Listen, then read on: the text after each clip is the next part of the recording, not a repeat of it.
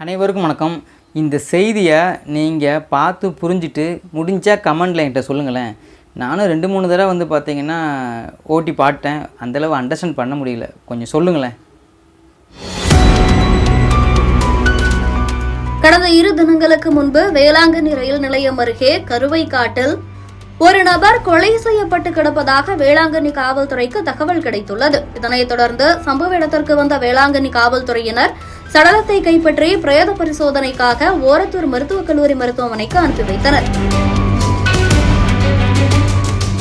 பின்னர் யார் அந்த நபர் என விசாரணையில் இறங்கினர். இதில் கர்நாடக மாநிலம் பெங்களூருவைச் சேர்ந்த 22 வயதான ஜனார்தனன் தான் இறந்து கிடந்தது என தெரிய வந்துள்ளது.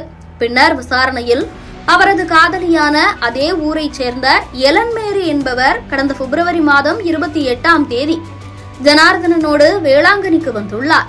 மாதா கோவிலின் பின்புறம் உள்ள தனியார் விடுதியில் அறையெடுத்து தங்கிய இருவரும் மறுதினமே வேளாங்கண்ணியில் திருமணம் செய்து கொண்டுள்ளனர். இந்த நிலையில்தான் நேற்று முன்தினம் ஜனார்தனன் கொலை செய்யப்பட்டு கிடந்தது தெரியவந்துள்ளது. உடனடியாக அவரது மனைவிக்கு தகவல் கொடுக்கவே விரைந்து மருத்துவமனைக்கு வந்த அவரது மனைவி ஜனார்தனனின் உடலை கண்டு கதறி அழுதுள்ளார். பின்னர் அவரிடம் காவல்துறையினர் விசாரணை நடத்தியுள்ளனர்.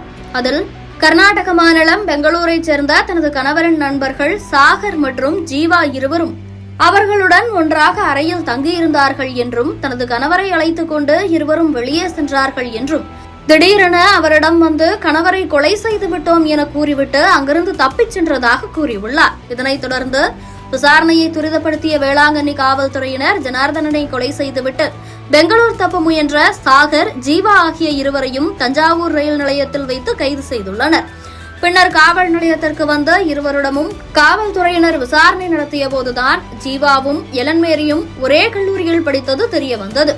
இதனால் சந்தேகமடைந்த காவல்துறையினர் தொடர்ந்து நடத்திய விசாரணையில் எலன்மேரியும் ஜீவாவும் காதலித்து வந்ததும் இதற்கு இடையூறாக இருந்த ஜனார்தனனை தீர்த்து கட்ட திட்டம் போட்டுதான் அவரை வேளாங்கண்ணி அழைத்து வந்து திருமணம் செய்து பின்னர் அவருக்கு சந்தேகம் வராத போது அவரை கொலை செய்ததும் தெரியவந்துள்ளது.